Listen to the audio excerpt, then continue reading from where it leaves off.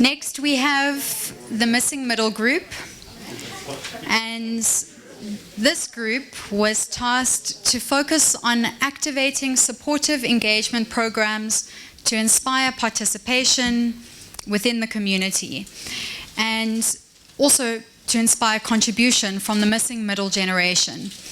The project addresses how to involve and engage this group of community members whose needs and interests do not necessarily fit into the current community structures. This project team will explore ways to create meaning, purpose, engagement, and stimulation to inspire service within this group. And I'm going to give you guys the clicker. Missing middle. One can imagine Jackie Mason addressing this. Those fortunate enough to be my age will understand. Who's missing? Do we know who they are? If we don't know who, do we miss them? Do they know who they are? If they don't know who they are, can they be missed? If they're missing here, but they're there, are they missing? If they're not missing there, are they missing here? Are they missed if they're not missing? In the middle, if you're not in the middle, are you missing? Who's not in the middle? If you're not in the middle, where are you? If you're not in the middle, who's missing who? Are the missing being missed? Aren't we the experts? After all, we went missing for 40 years. Were we missed?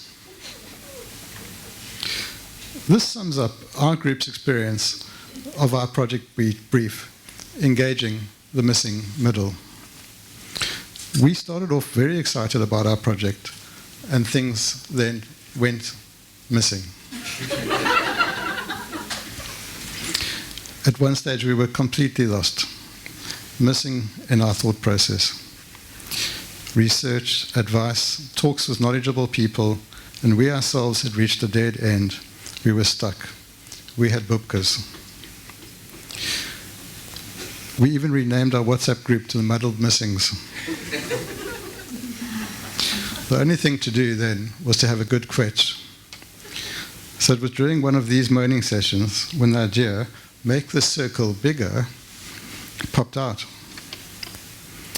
We needed to Deweyify it and had to consult with Maven in the field. More about that later. So tonight we're going to tell you about these two concepts, widening the circle and audacious hospitality. Essentially, we wanted to expose those not involved in Jewish community to the amazing events being held at various centers so that everyone can find their people. At the same time, give the organizations hosting events an independent, non-aligned platform to showcase their offerings to a wider audience. Thus, make that circle bigger idea was conceived. A big question for us was, are the missing middle just missing, or are they alienated? No doubt they already have lives outside of the Jewish community.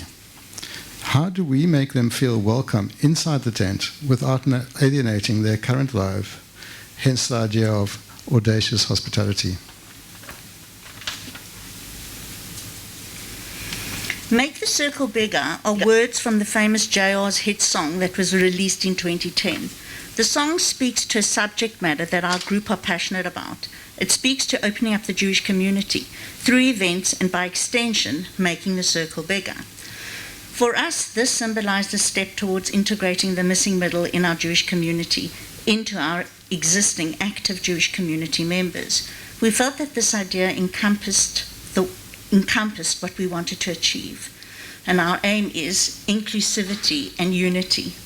It further reminded us that being a part of something like this imparts a bigger responsibility on us to continue striving towards excellence and putting into practice what we have learned. The circle, however small it may be, is being made bigger, and we have a responsibility to keep our circle. As Howard mentioned, we had to Jewify our concept, so we consulted with some Yiddish experts. I hope my hair's fine. Your hair's perfect. Okay, so as you know that you were very carefully selected as our Yiddish experts for this project, can you please let us know what your Yiddish qualifications are? Yes, we're Yiddishisten. Okay. Okay. And what about you? Me, I got education at home. Okay. Okay. So you feel that qualifies you? My definite. Okay. So now, how did you decide that circle was the best word to use for the project? Well, actually, we didn't know what circle was in Yiddish. So it sounded like So a it good sounded like a good word to Yeah. use, Okay. circle. Okay. Okay, cool. It came close. Yes. It was cloister. Cloister, yes. Okay. Cloister circle. Yeah. How do you feel about the concept of make the circle bigger? The actual idea of the project. I think it's very good. It It's sounds very good. It sounds very good. Okay. Okay. And if you had one word of wisdom for the project going forward, what would you say? And in Yiddish? Oi. Do Oi.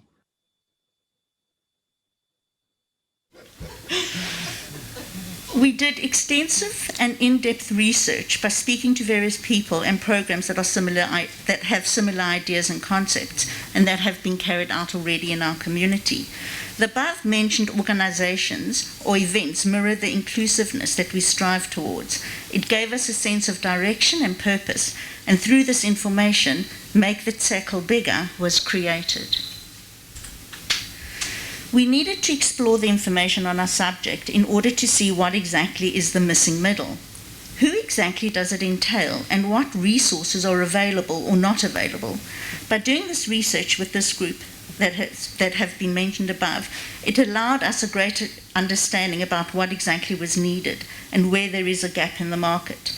The wonderful findings was that everyone wanted to get involved and support our initiative. Our concept was received warmly by everyone that we shared with. A Make That Circle Bigger letter was sent out to all the above-mentioned organizations. Our letter introduced ourselves, explained our objective, discussed our mission statement, and clearly explained what our idea was all about and how we intended to move forward with our concept with the help of various organizations. The letter had a bit of Yiddish fling to it, which contributed to the lightness and humor to our idea. Our letters were received warmly, and most organizations responded with an extremely optimistic and encouraging view of our project. So, as with any project, we had, as Donna said, we had positive feedback, and we obviously also had challenges. We did have a lot of excitement and support from the groups, and one of the biggest things that we realized when speaking to so many different groups was that this model could be replicated for different age groups. So one, it could include various age groups beyond the missing middle age group. For younger age groups, it could also be replicated anywhere around the world.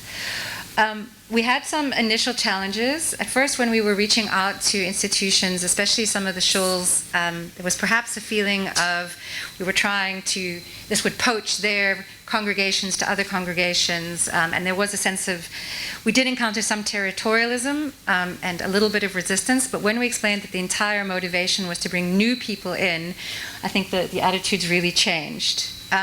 We also did struggle with finding coherent community calendars. Janine, who's not with us, did so much research, as did both of you, and it was really difficult to find calendars of events that weren't necessarily just a shul calendar. So that was another challenge. And obviously the biggest challenge for us was COVID-19. This concept and a proof of concept can only be done once events are really up and running, because right now we've done a sort of proof of concept based on digital events, but it's just not the same, because as you'll see when we discuss our best practice, it really is about this concept of audacious hospitality and that personal welcoming of people to events, and really finding your, how it's in finding your people. And that's not really something you can do on a Zoom event. So our biggest challenge was that we have not been able to do a full proof of concept, and that leads to also some of the technical difficulties. I mean, we used Facebook, as you'll see, as our main platform, but it's not necessarily the best or only platform, but we weren't able to roll out some of the things we'd like to do in terms of best practice because of COVID. Also because of COVID, and Howard alluded this in his intro, a lot of us in the team had a very difficult year, very overwhelmed, and we really did struggle at times being able to give what we needed to give. So I'm really proud of the team, though, because everyone really did step up. So what we did do as our initial proof of concept is create a Facebook page.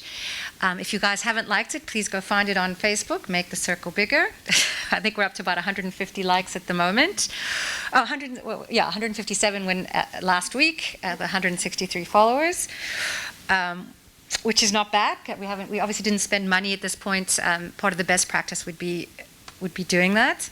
And then what we did was we played around with how to best use Facebook. So the team was in touch with different shuls and different organizations. Everyone on the team was in touch with different organizations who was feeding us event information. And we were starting to play around with the best ways to use Facebook to do this. So we started out with posts, and then we soon realized that the best way to do this was to create events for each actual event, although these are obviously, of course, all digital events. But still, obviously, for those of you who know Facebook, you understand that using Facebook, creating an event allows you then to invite people, share it, and most importantly, to have your events in chronological order. So Facebook was our main proof of concept, and we learned a lot of lessons through that. And we're going to go through some of our recommendations and best practice for further proof of concept. Recommendations and best practice. In order for the circle to become sustainable and replicable, a number of key elements need to be addressed, including management, staffing, and marketing. These are vital to address so as to successfully reach the unaffiliated, to offer them opportunities for connection, inclusion, choice, and expression within the broader community.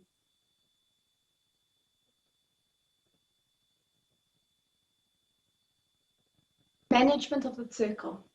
It's important to decide who will take ownership of the circle, who can incubate it and drive it forward.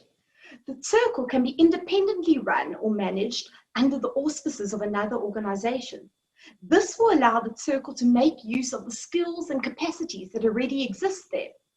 On the other hand, remaining independent allows the circle to maintain a neutral, more inclusive brand, to attract those who would otherwise be turned off by association with the older, more mainstream organizations. The Board of Deputies has expressed interest in the circle. Going forward, they will consider whether the circle can be co-opted or taken on by them, or just supported by them. Staff-wise has plans for a coffee shop targeting a similar age group. A possibility for connection exists there too, in terms of staffing the circle, outreach to customers, and the physical space of the coffee shop, which could be utilized for events, meetings, and clubs, being an unintimidating and friendly space.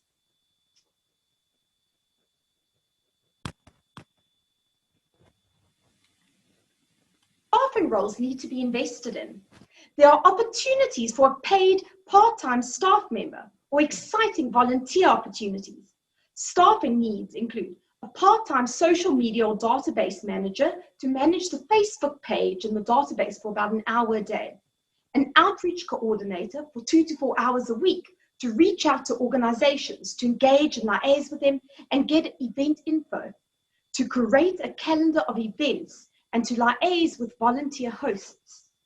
Volunteer event hosts should be appointed for key events on the circle calendar. They would welcome newcomers and help to maintain contact with new faces after. The hosts would help to ensure a spirit of audacious hospitality, of make the circle bigger. A media consultant or publicity expert with extensive Cape Town media connection would be required to assist at least once a month.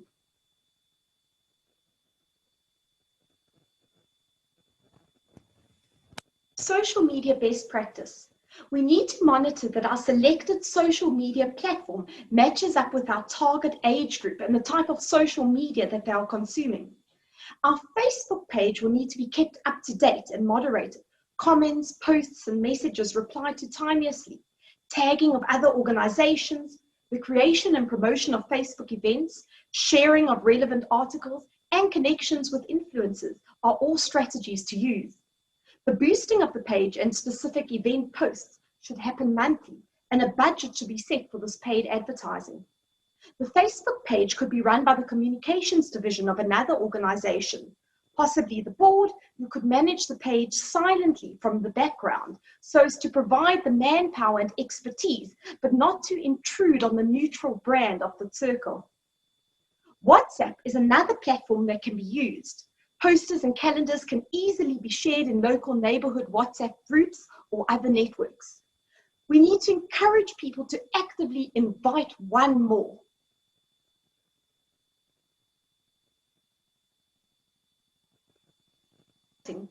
A strong launch of the brand will be needed.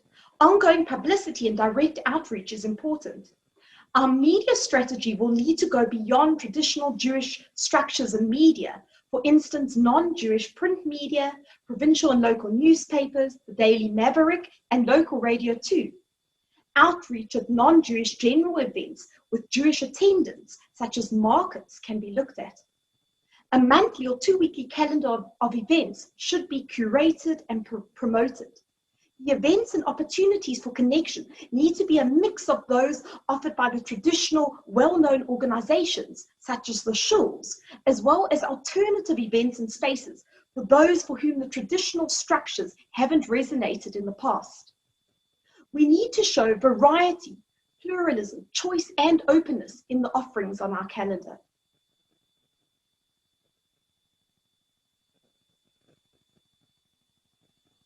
Branding needs to be recognizable and synonymous with inclusivity and welcomeness. Major events should have banners and branding present. Discussions should be ongoing to see how circle events can be made more welcoming. A mailing list can be set up, which you can sign up for online or at events, and the growth of this mailing list can be monitored. A way of tracking impact needs to be designed. This can include feedback from event hosts as to the number of new faces and general increases in membership. Registers can be used at events. Interest from outside groups can be monitored. Other goals to be broken down and assessed include brand recognition, less duplication, and more collaboration in the community. So then we looked at what did we learn? What did we learn as a group and individually in terms of our leadership style? So, and what we learned around leadership. Obviously, we learned a lot about the task at hand and the missing middle. And then what did we learn personally? So, one of the first things was,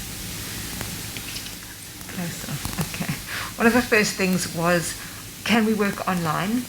Once we were working online and not being able to see each other in person, what were the challenges? And we really learned that we could work online. We preferred and connecting in person, but we managed. And the things that we thought weren't doable really were. We learned about our different management styles. Initially, maybe we bumped heads, and then we learned to listen and to understand each other and to work together. And that not one style was better than any other. So that was a good learning lesson, and we decided not to appoint a leader. When we were asked to appoint a leader, we didn't, and each one of us led naturally when different things came up.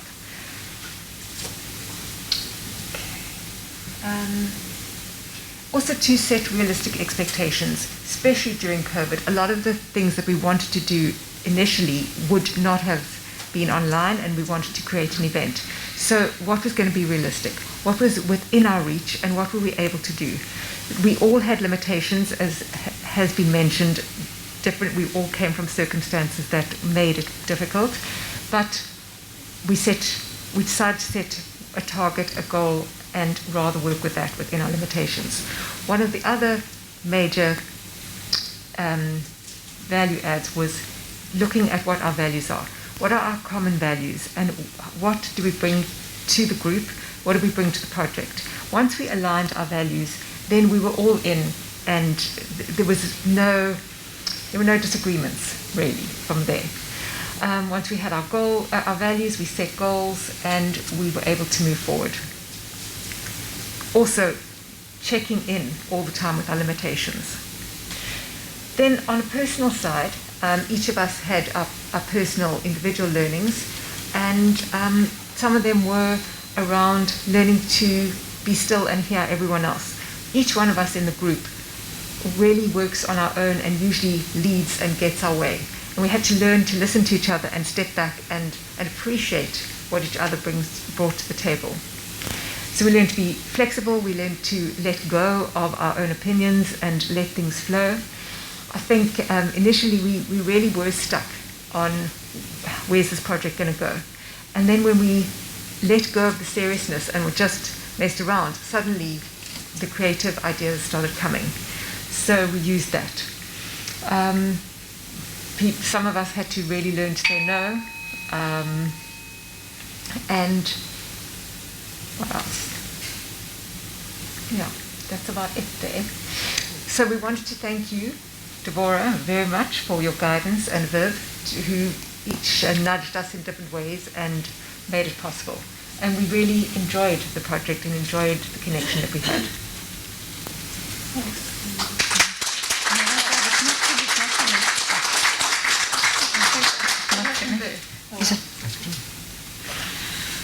Thank you guys. That was absolutely awesome. And I love that you brought the humor in.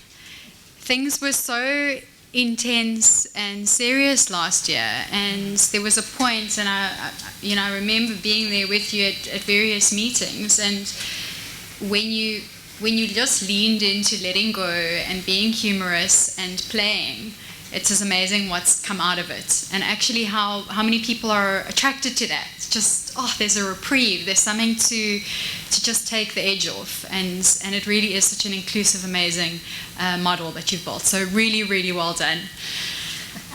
So you can stay up there for now.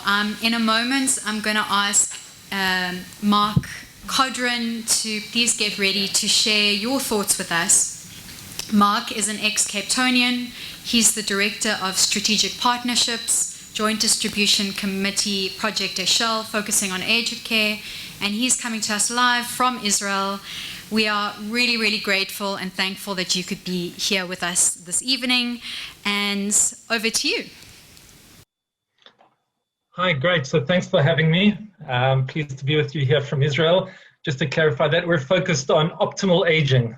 How do we age in an optimal way as opposed to aged care? Just to first of all, kol hakavod to the group.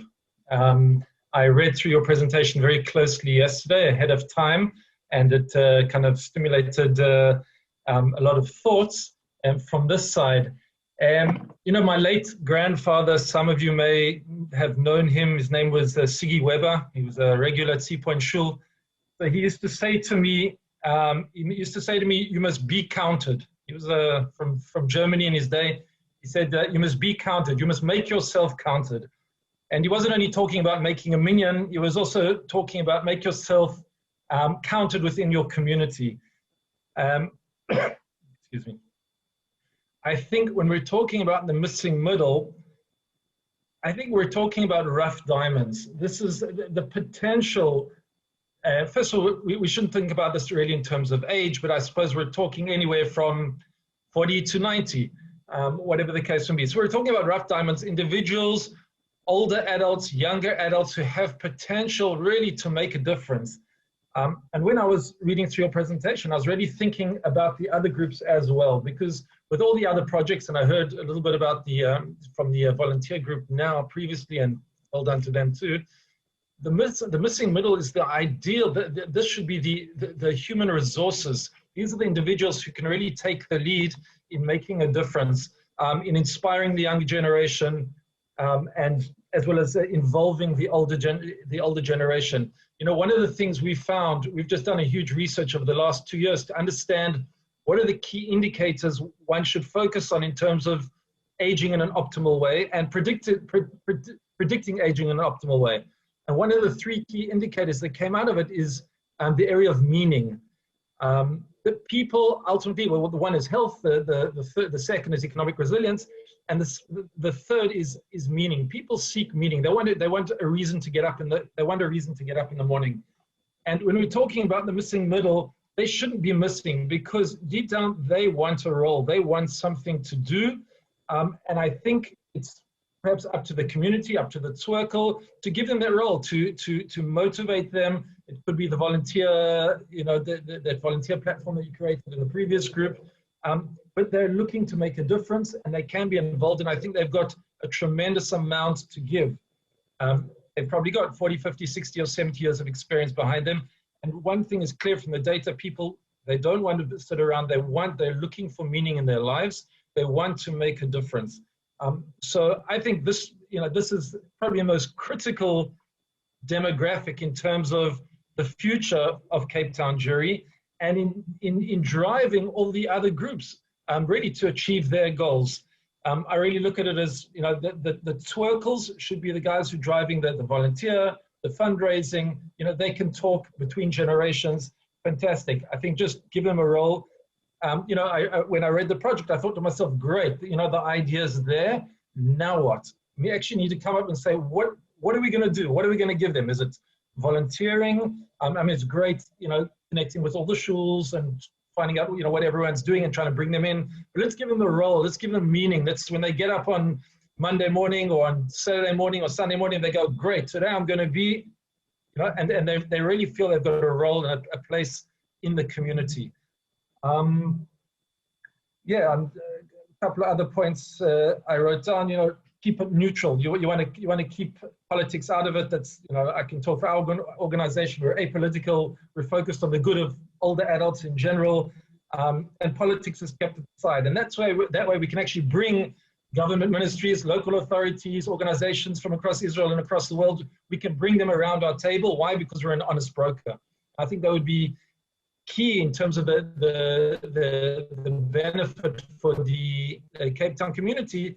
Is create a group of Twerkles who really try to keep politics out of it, make them the honest brokers, and say these are the guys who are really going to take things forward. Give them the role. I think you're certainly onto, as I said, rough diamonds. It's sort of a win-win for all, a win for them on a personal level, and a win for the community and all.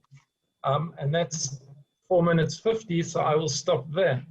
Thank you. It was, while I was watching that amazing first presentation, when you were showing the website and the community calendar came up, and with our findings that it's so difficult that there isn't one, I was thinking, well, couldn't that be the connection to the Circle?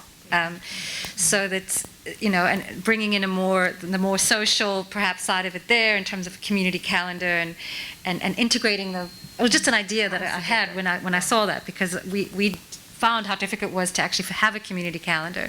So if you had like a sort of separate back end, as we've done our best practice, idea around for the Circle, but then one of the ways you could enter it would be like through that website. And that would also then address what Mark was saying around tying it back into volunteerism as well, so that it's not just social, but it's both. So it was just an idea I had, and I wanted to mention it, and when he was talking about, integrating it more into that meaning and volunteerism. Absolutely, and it's amazing how many golden threads there are. Yeah. The more that we have these conversations and the more that we look at these different projects, the more we see how so interlinked they are. So that's really a really good point. Is there anyone else in the room that would like to comment or share any thoughts or feedback?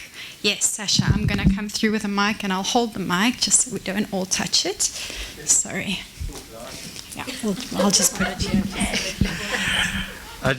Not a question, a couple of comments. The one is that when we got these project briefs, this was one I didn't want to be involved in. But I love, it's such a, actually looking at it now, it looks like it was a really fun project. And I think what you did with it was really amazing. Not a particularly appealing project, but looking at what you've done with it, I'm a little bit sorry I didn't get involved in this one. And also just loved your authenticity, just about the process. Obviously you had a lot of fun and you probably had a lot of grief as well. But I love that you were honest about it. Thank you, Sasha. Hi guys, firstly just Kola Kavod, you guys did a great job, and yeah, I also like to say having fun is just yeah, it's a wonderful example that you guys were able to bring yourselves together and, you know, find the humor in it. Just one question. In your research in the last few months, have you got any closer to sort of answering the question of why the missing middle is missing? What is it that keeps these unaffiliated people in the community unaffiliated? Why aren't they being drawn in? I don't think we've got the answer. I mean, maybe we had some insights, and I think there's possibly more than one answer. I think there is a section that's missing just simply because they haven't been asked and are, as even in the beginning the presentation, they don't have kids in the system, they don't belong to a shul, and then there's also a section that is alienated, that is actively decided to be missing, and that's part of. And I don't know. I mean, we hope it came out, but I think this concept of audacious hospitality and the importance of inviting in, the same as the personal ask, I guess, actually, it's the same thing, that is so important to reach both those groups. So whether or not they're alienated actively because they're angry about something, or, you know, or they're just missing, that idea of that personal, the inviting in, making a specific effort for people to feel welcome is important. So I just want to add, if I may. Yes, please.